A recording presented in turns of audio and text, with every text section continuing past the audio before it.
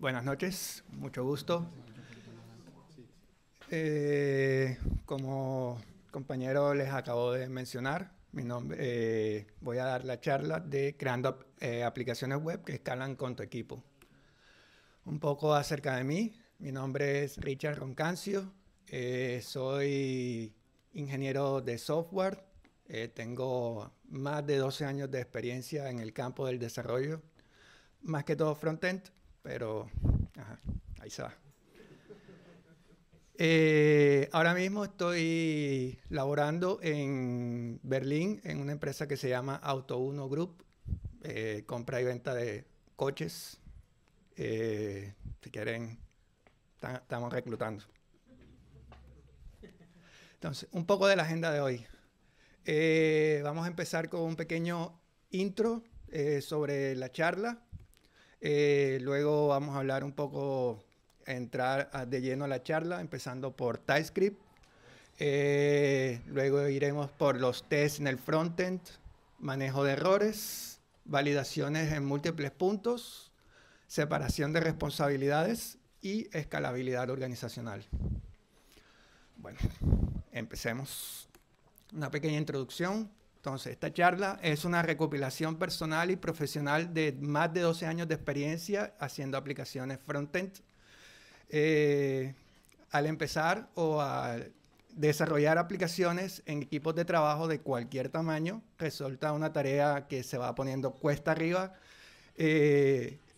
después de cierto tiempo. Añadir nuevo código, además de aumentar el número de bugs, obviamente, también aumenta la complejidad y la carga cognitiva de los desarrolladores que están a cargo del proyecto o de la aplicación. Cada vez que se intenta añadir nuevos features en una base de código grande, esta se convierte en una tarea complicada, engorrosa, que solo algunos desarrolladores, después de un tiempo, ya quieren hacer o pueden hacer. Entonces, la idea es tratar de evitar al máximo llegar a ese punto en que ya nadie le quiera meter mano al código. Y todos estos consejos y tips que hoy les comparto están en constante evolución y cambio continuo. El primer punto del intro sería la refactorización continua. Cualquier base de código activo debe y tiene que ser mejorada continuamente. Pagar la deuda técnica, añadir nuevos patrones de diseño, implementar arquitecturas e incorporar nuevas bibliotecas, hace parte del día a día del desarrollo, además de añadir nuevos features. Las bases de estas mejoras son la comunicación constante en el equipo de trabajo. Entonces, la comunicación es sin duda el soft skill más importante a la hora de trabajar en equipos de cualquier tamaño. La comunicación clara de las reglas del negocio, el estilo del código, la estructura de los archivos, entre otros, son clave para aumentar la productividad y disminuir los dolores de cabeza cuando la cantidad de líneas de código aumenta de forma exponencial. Sigamos. Así, entrando de lleno a la charla, lo primero que vamos a hablar es TypeScript. Yo sé que este es un Barranquilla JS, somos apasionados a JavaScript, pero la realidad es que las empresas hoy día están requiriendo para todas las bases de desarrollo frontend y backend con Node o Vue o cualquiera de los runtimes de JavaScript que sepan TypeScript. Esto es ya el estándar de cualquier mundial desde hace alrededor de 4 años. TypeScript es un superconjunto de JavaScript que añade tipado estático y otras características para mejorar la escalabilidad y la calidad del código. Los beneficios de utilizar TypeScript. El sistema de tipos actúa como documentación implícita que comunica la intención del contrato de las API internas. Mejora la experiencia de desarrollo con autocompletado inteligente en el editor de texto. Esto mejora mucho la experiencia de desarrollo en cualquier tipo de equipo, ya sea individual o con un equipo de 50 personas. Detección temprana de errores y permite hacer cambios, esta es la parte más importante de TypeScript, permite hacer cambios con confianza ya que el compilador detecta la mayoría de las incompatibilidades. Entonces, sigamos. El segundo tema sería los tests en el frontend. Muchas veces los tests son pasados por alto durante el proceso de desarrollo, más que todo en el desarrollo frontend. Muchas veces porque se hace complicado escribir tests confiables para el UI. Las metodologías como Test Driven Development son complicadas de llevar a cabo o también escribir demasiados tests de unidad que no prueban las verdaderas interacciones con el usuario puede dar un falso sentido de confianza durante una refactorización. Entonces, una buena base de código en el frontend y una buena base de test es añadir tests que den valor a lo que se está probando, a las interacciones con el usuario y a los flujos completos de usuario, lo más posible. Entonces, ¿por qué escribir test? Detección temprana de regresiones cuando queramos añadir nuevos features o reescribir el código, mejorar el código. Necesitamos saber que tenemos confianza en el código que no estamos partiendo el código que ya existe, los features que ya existen. Documentación viva del comportamiento esperado. Tener test le está comunicando explícitamente a otros desarrolladores qué es lo que hace, lo que está haciendo el código, qué es lo que hace la aplicación, qué es lo que se espera para esta aplicación. Entonces, los tests ayudan a documentar nuestro código. Facilita refactorizaciones seguras. Esta es una de las más importantes, ya que cualquier refactorización debemos estar 100% seguros de que no vamos a partir el código actual. Y mejora las confianzas en los despliegues. Si queremos utilizar deployment continuo, necesitamos estar seguros de que lo que estamos desplegando sea 100% correcto y que no vaya a partir producción.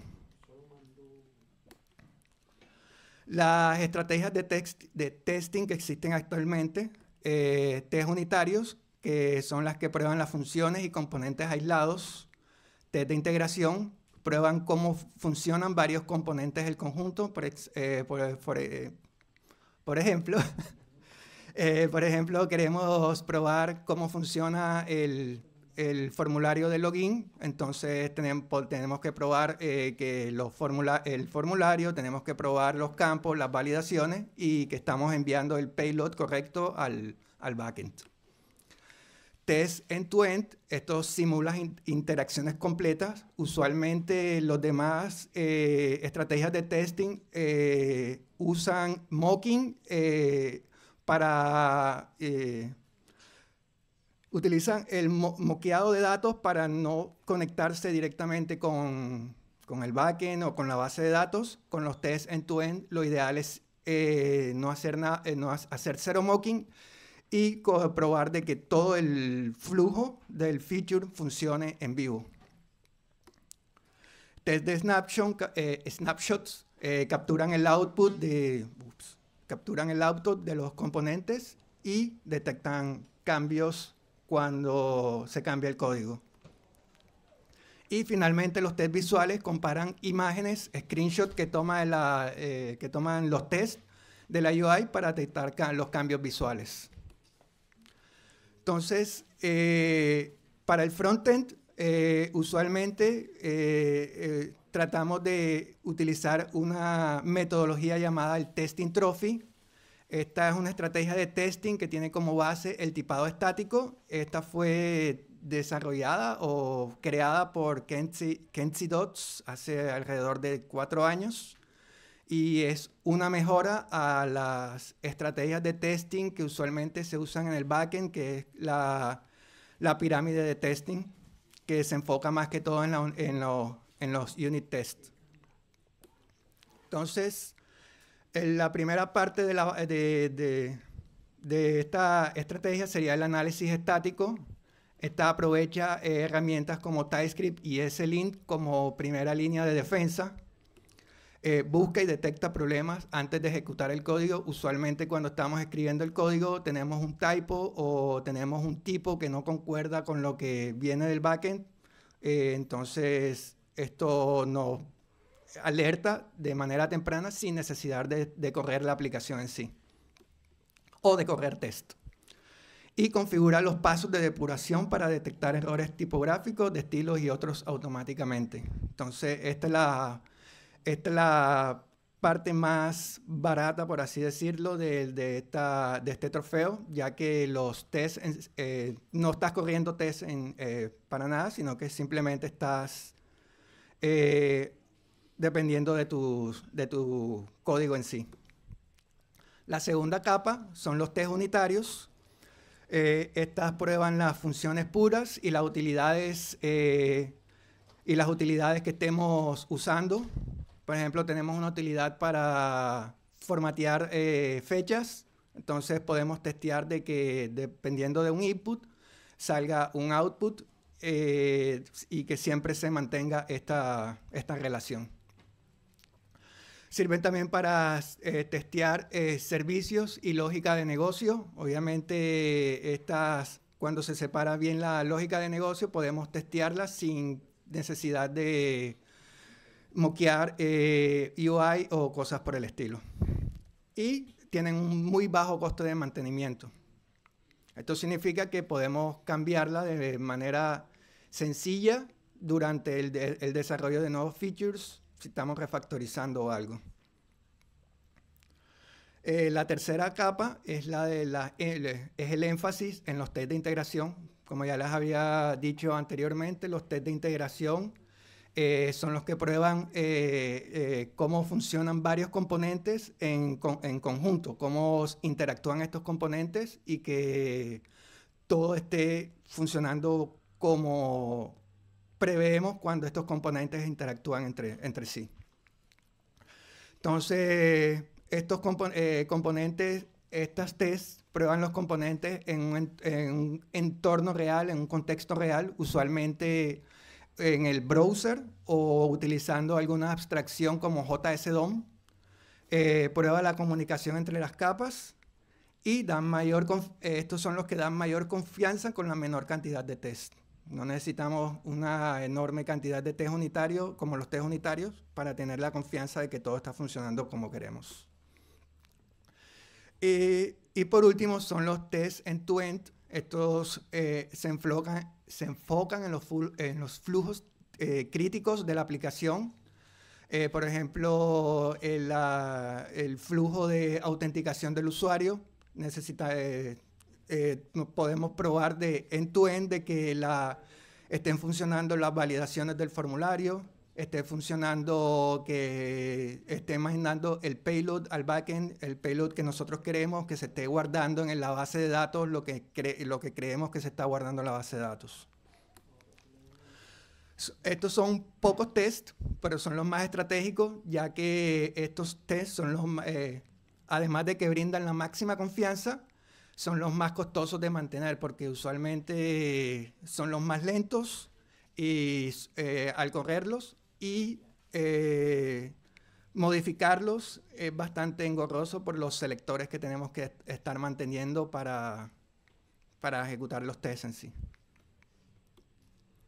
Entonces, librerías recomendadas para testing en frontend, pero también les sirven para el backend. Jest o Vitest para test runners y aserciones. Estas son las librerías más usadas. La más nueva es Vitest, es la que ahora mismo manda la parada. Ya Jest está un poquito deprecado porque hace rato no lo actualizan y no tiene soporte para módulos de ECMAScript. Para testear componentes podemos utilizar React Testing Library o Testing Libraries y cualquier integración con cualquier otro framework, React o Vue o cualquier otro framework de frontend. O Vitest Browser Mode, que hace las pruebas, que ejecuta los tests en un entorno de navegador real. MSW, esta librería es muy importante ya que nos permite moquear todos los llamados al backend todos los requests directamente y mandar los datos que nosotros queramos. Estos son muy importantes a la hora de empezar un desarrollo de un feature nuevo, si el backend no está listo aún, o si queremos testear componentes y no queremos pegarle la base de datos. Y finalmente, para integración y end-to-end, están Cypress y Playwright. Estos son el estándar ahora mismo para hacer pruebas end-to-end. Uno es mantenido por Microsoft, Playwright, y Cypress ya tiene bastantes años y es una de las librerías más usadas para el end-to-end. Es muy buena, la verdad. Todos los tests te corren en el navegador. Muchas cosas cool. Listo. Entonces, el siguiente punto son las validaciones en puntos múltiples. Las aplicaciones modernas usualmente interactúan con recursos externos que proporcionan gran cantidad de datos o necesitan de entradas de usuarios complejas, por ejemplo, formularios. No podemos simplemente esperar que los datos sean confiables el 100% de las veces. Necesitamos alguna forma de validar en tiempo de ejecución que estamos trabajando con los datos que esperamos en realidad y para evitar errores de ejecución inesperados. Entonces, ustedes se preguntarán, o para los que conocen TypeScript, ¿por qué no usamos TypeScript para esto? Ya que TypeScript nos da tipos, nos da interfaces, nos da todo para validar la estructura de los datos. Primero que todo, TypeScript desaparece en producción. TypeScript se compila y el target de compilación es JavaScript. Y JavaScript no maneja tipos ni validaciones en tiempo de ejecución. No valida datos externos y no garantiza la forma de los datos. TypeScript es excelente cuando estamos desarrollando como un linter como linter para saber que nuestra sintaxis y nuestra lógica es la correcta. Pero para validaciones en el tiempo de ejecución, muere. Entonces, tenemos librerías de validaciones. Estas proporcionan una capa adicional de seguridad que complementa a TypeScript, asegurando que los datos sean válidos no solo durante el desarrollo, sino también en producción. Entonces, aquí hay un pequeño ejemplo de cómo crear un esquema, que son lo que creamos en el momento de que queremos validar algún dato. El esquema, en este caso, estoy utilizando una librería que se llama Valibot. Estoy diciéndole que quiero un objeto que tiene un ID, que es un número, un nombre, que es un string, un base experience, que es un número, y un height, que es un número. Entonces, cuando nosotros parseemos los datos que nos llegan del backend con este esquema, si no se cumple alguno de estos campos del esquema, entonces esto nos arroja un error, que nosotros tenemos el control sobre ese error. Entonces, algunas de las librerías de validaciones más usadas hoy en día en TypeScript está SOT, que es básicamente el estándar de hoy para validaciones, tanto en el backend como en el frontend. Está Valibot y está ArcType. Estas dos últimas librerías, Valibot es muy utilizada ahora mismo en el frontend, es mucho más nueva y la mayor ventaja de esta es el diseño modular de su API y su capacidad de reducir el tamaño del paquete al mínimo mediante tree shaking o code splitting. ¿Esto qué significa? Cuando utilizamos las funciones para validar, por ejemplo, si estamos utilizando SOT, así sea que nosotros estemos solo validando un string, cuando compilamos el código, cuando hacemos el bundling, toda la librería de SOT va a terminar en el bundle que generamos para producción. Esto significa que estamos añadiendo todo SOT solamente para validar que el dato es un string, lo cual no es muy eficiente y hace Y recuerden que en el frontend, entre más pequeño sea el bundle que despachamos al usuario, mejor porque tenemos la aplicación carga más rápido. Entonces, Valibot, aquí hay un pequeño ejemplo de cómo, un ejemplo más completo de cómo crear un esquema. Primero importamos todas las funciones que necesitamos, object, number, string, creamos el esquema. En este caso el Pokémon esquema, que es un objeto, ID, name, base experience y height. Y creamos un tipo. Esto, al momento estamos trabajando con TypeScript. Cuando inferimos el tipo del esquema, esto hace que tengamos una sola base de código para el TypeScript en development y para la validación en producción. Y para cuando queramos validar nuestros datos, simplemente hacemos, después de hacer un fetch a una API o algo, utilizamos la función parse, le pasamos como primer parámetro el esquema y después los datos que nos vienen del backend, y si hay algún error o hay alguna parte del esquema que no se cumple, esto lanza un error. ¿Cuáles son los beneficios de validar en tiempo de ejecución? Validación, obviamente validación en tiempo de ejecución, verifica que los datos realmente cumplan con la estructura esperada cuando la aplicación está funcionando. Si no, tenemos el control sobre el error y manejarlo de manera controlada. Por ejemplo, si tenemos el ejemplo de Pokémon, estamos dependiendo del nombre del Pokémon, pero el Pokémon tiene el nombre null en el backend, y queremos utilizar un método del string, por ejemplo, para contar el número de caracteres del nombre del Pokémon. Si tratamos de acceder al nombre, o si tratamos de acceder a ese campo y es null, va a explotar la aplicación y eso da una mala experiencia de usuario. También nos sirve para transformación de datos, permite convertir, limpiar y normalizar los datos automáticamente. Mensajes de error personalizados, podemos mostrar los mensajes de error. Esto es de mucha ayuda cuando queremos implementar Valibot en el frontend para validar formularios, por ejemplo. Podemos mostrar los errores directamente que nosotros le configuremos cuando estamos configurando el esquema. Validaciones completas permiten reglas condicionales, dependencias entre campos y validaciones personalizadas.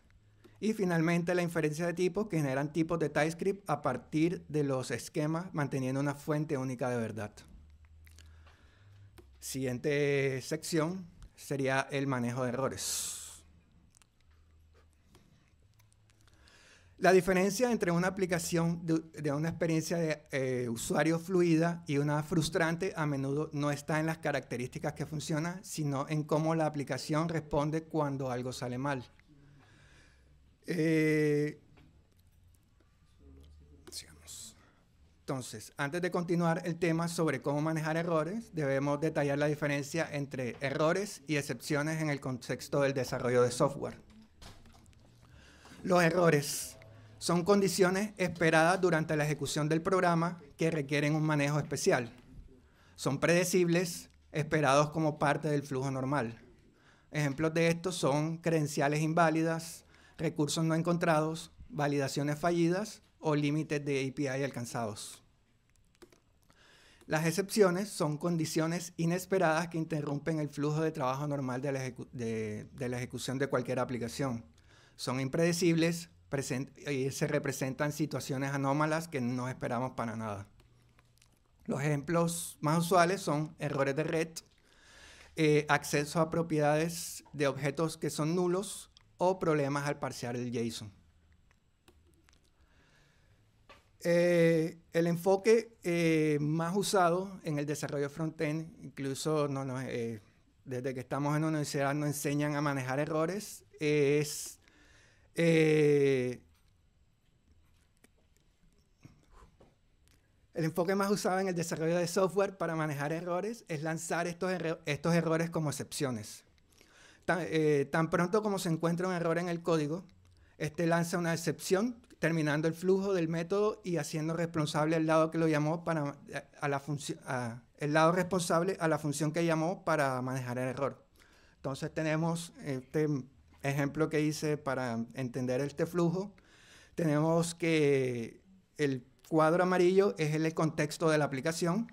El contexto de la aplicación llama un método o una función.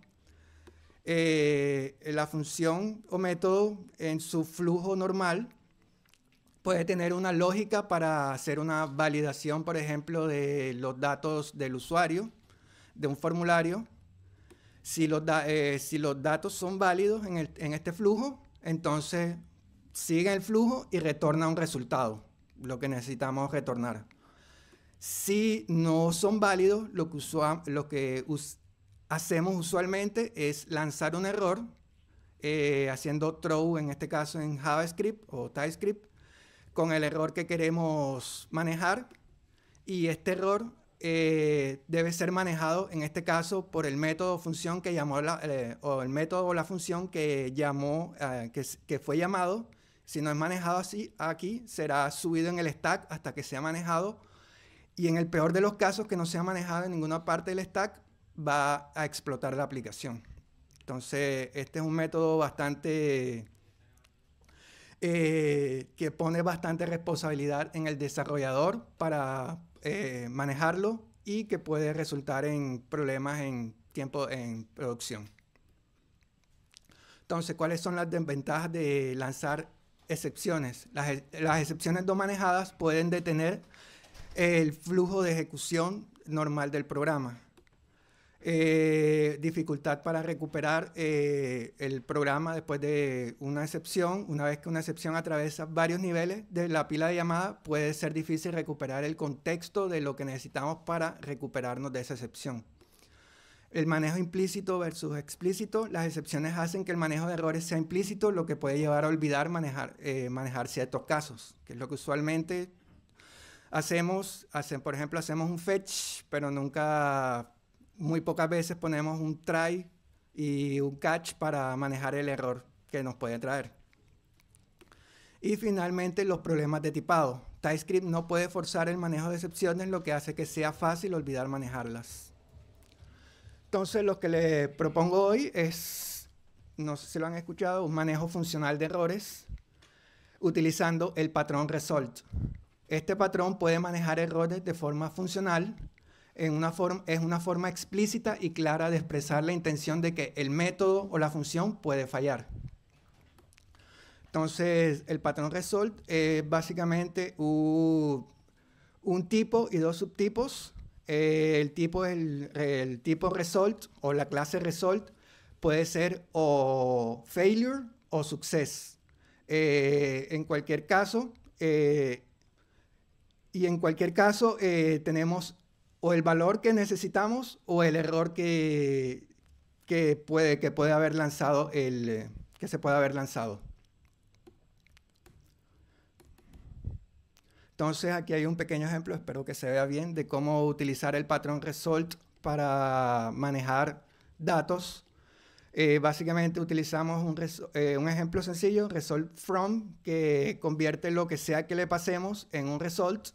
Y entonces el result nos da unos métodos para poder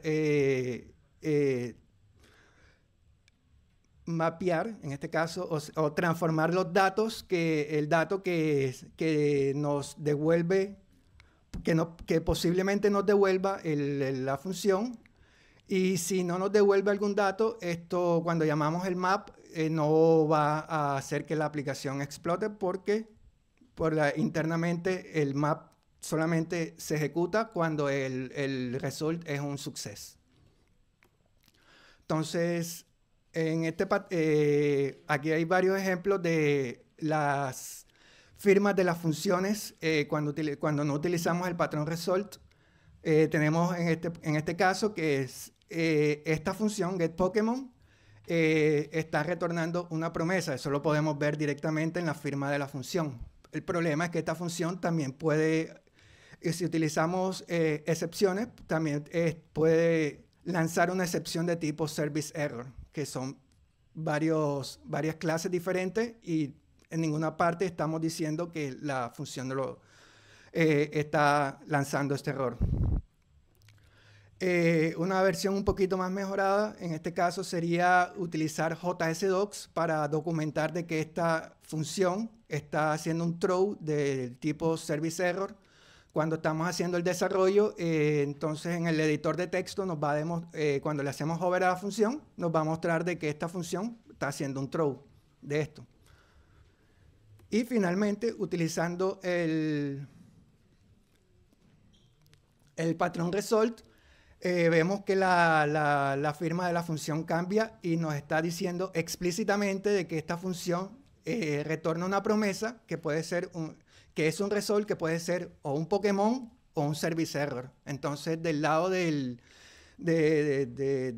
desarrollador, tiene que manejarlo cualquiera de los dos casos. No puede simplemente manejar el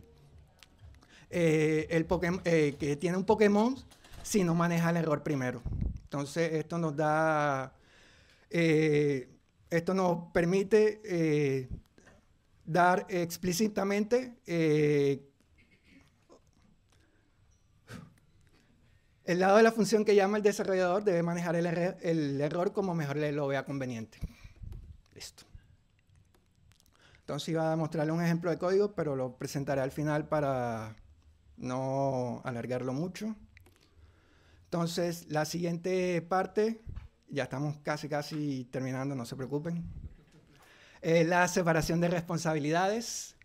En este caso, los principios de arquitectura frontend, está la separación de UI. En este caso, si estamos hablando de frontend, estamos hablando de componentes, y la lógica de negocio siempre es bueno mantener estos dos separados por si en algún momento queremos cambiar el frontend, el framework de frontend, o queremos utilizar las mismas API en algún otro lado. Entonces ya la lógica de negocio, con la lógica de negocios aparte, se hace mucho más sencillo. Los modelos de dominio en el frontend. Los modelos de dominio son básicamente todas las partes del negocio abstraídas como modelos. Por ejemplo, en una aplicación de ejemplo que las tengo, de Pokémon, el Pokémon sería parte del dominio del negocio. El Pokémon puede tener nombre, puede tener todos los campos que trae del backend, pero también puede tener otra lógica para transformar estos campos. Por ejemplo, si necesitamos transformar el peso del Pokémon a otra unidad de medida, entonces lo podemos hacer en el modelo de dominio. Y servicios como abstracciones de comunicación. Esto significa básicamente separar todos los llamados al backend en un servicio que esté completamente aparte del UI. Esto también hace parte de la separación de componentes y lógica de negocios. Y es una estructura de archivos consistente. Tenemos en esta estructura de archivos los features. Vamos a separar nuestro código en features. Cada feature es específico. Esto minimiza la sobrecarga cognitiva a la hora de trabajar, ya que el desarrollador se enfoca en un subconjunto de carpetas específicas y más fácil de escanear mentalmente. Tenemos los shared elements. Estos son elementos reutilizables en todo el código. Estos van a imitar la misma estructura de archivos que los features. Ya ahora les muestro un ejemplo. Y estos son los elementos que vamos a reutilizar en varios features. Y las utilidades, estas son los utils, utilidades abstractas. Por ejemplo, cuando estamos trabajando con arrays, cuando estamos trabajando con dates, transformación de dates, formateando dates, son podemos ponerlo en los utils. Entonces aquí está el ejemplo de la estructura de archivos para esta arquitectura. Tenemos la carpeta para un feature, en este caso el feature de mostrar Pokémon. Tenemos la carpeta componentes, donde va a estar la UI que vamos a mostrarle al usuario. Tenemos en los módulos tenemos modelos. Estos son los modelos de dominio que le estaba hablando hace un momento. Tenemos constantes, cualquier constante que queramos manejar. Por ejemplo, los tipos de Pokémon tienen colores. Entonces podemos poner cada color como constante acá. Esto porque el API no devuelve el color de cada tipo. Tenemos el servicio. En este caso, aquí vamos a poner todos los llamados al backend.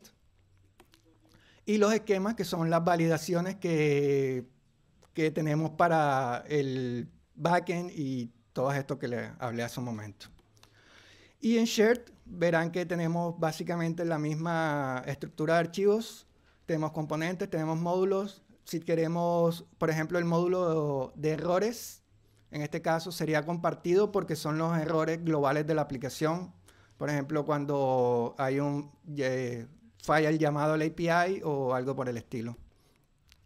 Y los utils que les estaba hablando hace un momento. También tenemos la carpeta de configuración de test. En esta carpeta vamos a poner todos los mocks, todos los fixtures y la configuración inicial de los tests. Y finalmente, hablaremos de la escalabilidad organizacional.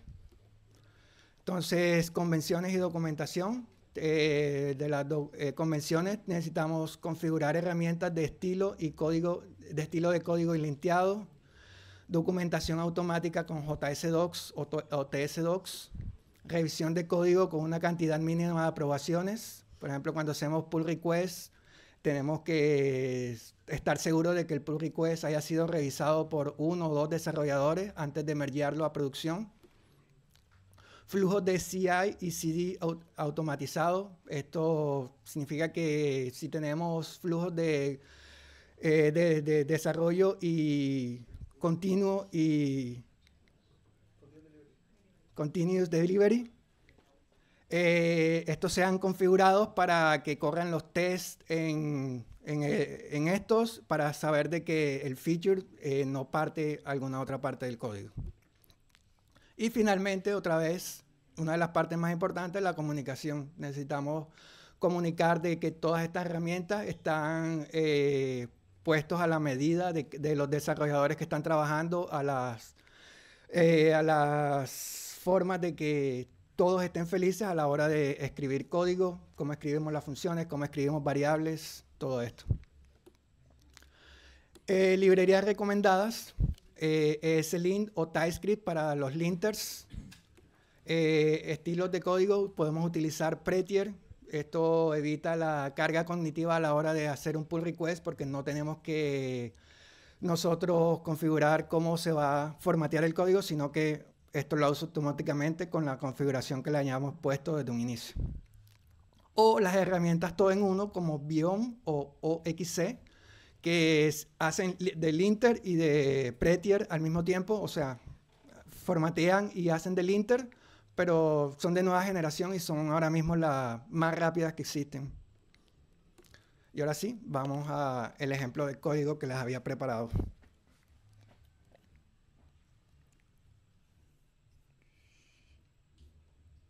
Entonces, en este ejemplo de código, déjame aquí.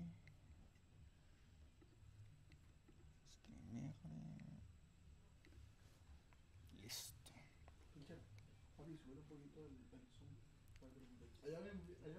¿Todos pueden ver bien el código? Perfecto. Cool. Entonces, este ejemplo que les preparé para esta charla es básicamente una aplicación que te muestra, hace un fetch de todos los Pokémon de Poké API y te los muestra en una página. Entonces, podemos correr la aplicación.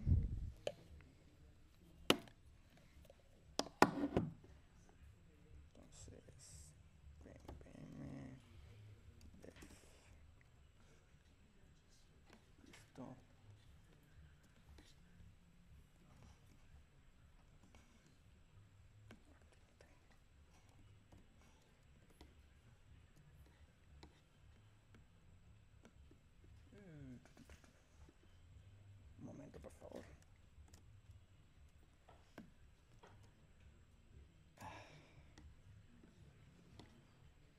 Ok. Ahora sí. Entonces, localhost.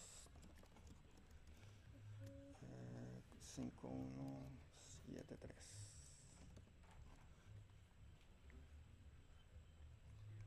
Entonces, esta es la aplicación. Es una aplicación bastante sencilla que fetchea todos los Pokémon del Poké API y te muestra los datos del Pokémon, los datos normalizados de cada stat del Pokémon y una imagen.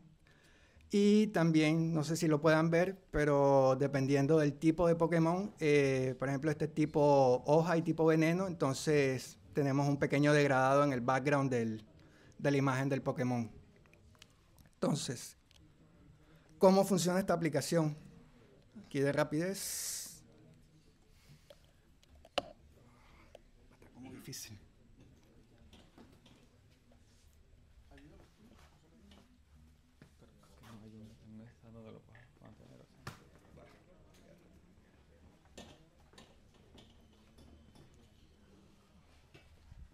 Bueno, de todos modos no se ve.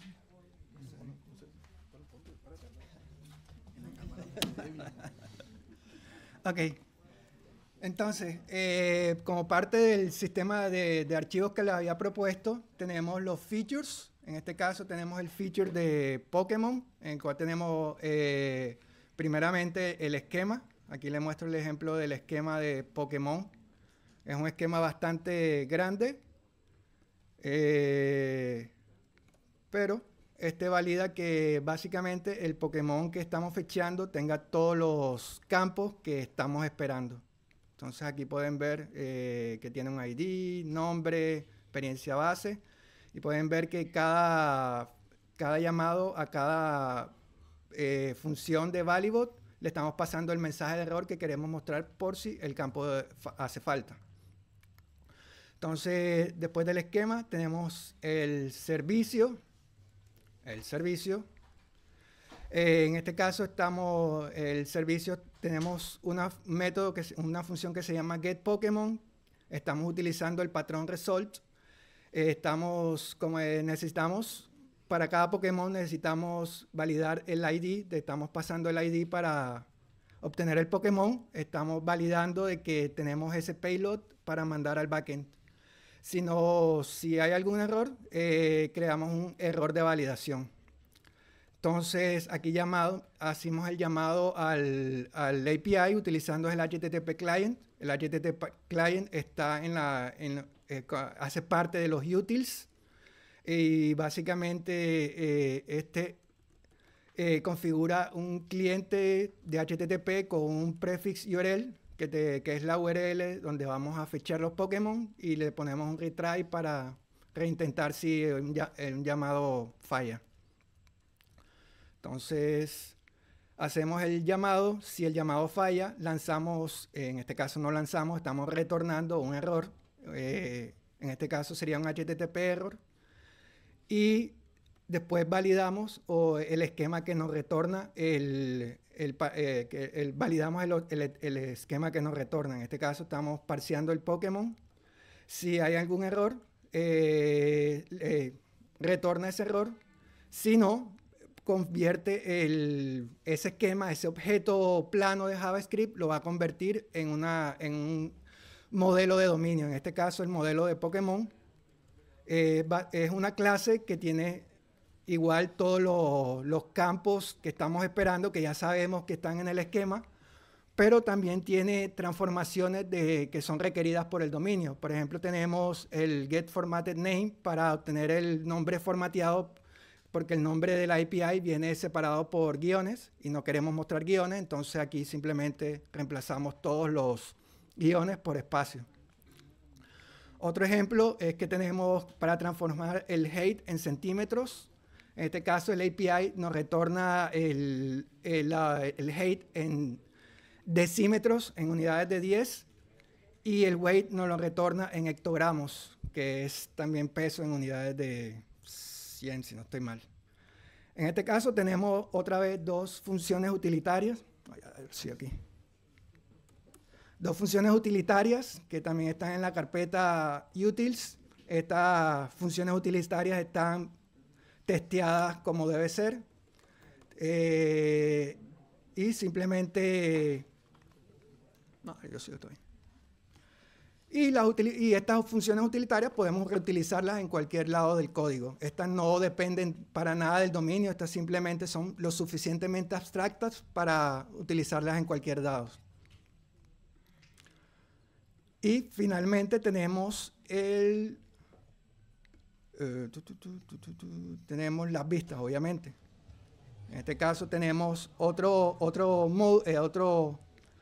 feature que se llama el Pokémon List. Este se encarga única y exclusivamente de fechar la lista de Pokémon. Utiliza el método de getPokémon para fechar cada Pokémon de esa lista y mostrarlos como parte del componente. En este caso tenemos el Pokémon Card, que recibe como parámetro el modelo de dominio de Pokémon. Y aquí simplemente mostramos para cada carta, para cada Pokémon mostramos una carta. En este caso estamos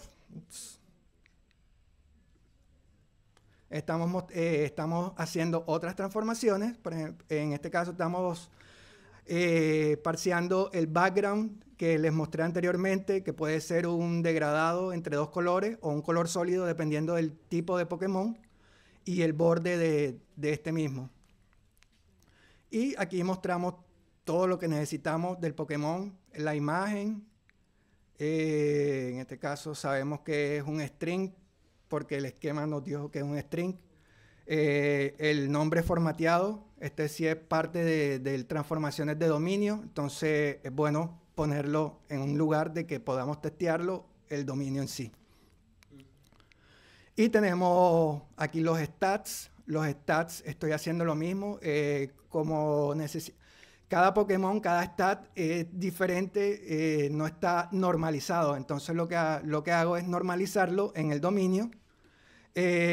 Y este normalize stat value, de hecho lo podemos ver aquí, es una lógica para transformar el stat, normalizar el stat con max state value, que son estos. Básicamente esto es lógica de negocio. Esto puede cambiar dependiendo del feature, dependiendo de que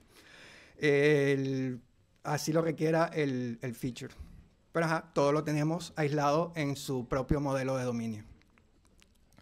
Y listo, el resultado final es esta aplicación de Pokémon que funciona correctamente.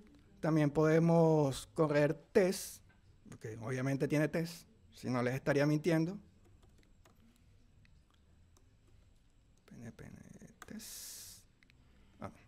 Test browser. Estos tests están configurados para correr en el browser para que podamos ver lo que el usuario ve en el browser a la hora de correr un Pokémon, de ver el Pokémon y testear las features que necesitamos testear en el UI.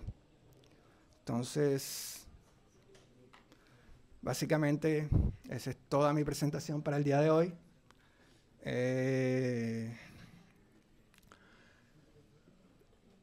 Probablemente en el Meetup, como mensaje, les puedo mandar el repositorio que lo creé exclusivamente para esta charla, para que puedan ver en detalle toda la arquitectura, todos los tests y puedan inspirarse a la hora de crear una nueva aplicación.